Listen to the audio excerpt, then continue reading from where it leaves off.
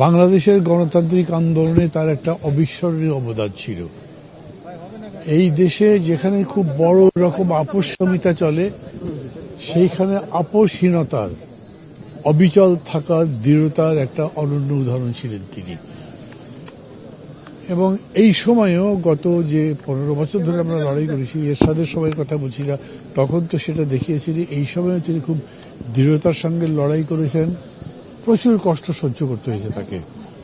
আমার এরকম মনে হয় যে এত বড় মাপের নেত্রী, গণতন্ত্রের সংগ্রামী এত নির্যাতন বক্রের ইতিহাস খুব নাই। তারপরে খুবই প্রত্যাশা ছিল যে এই ফ্যাসিবাদের পতনের পরে যখন আমরা দেশটা গড়ব, নতুন করে গণতন্ত্রের দেশ গড়ব, একটা শোষণমুক্ত বৈষম্যহীন দেশ গড়ব, সেখানেও তিনি আমাদের সঙ্গে থাকবেন।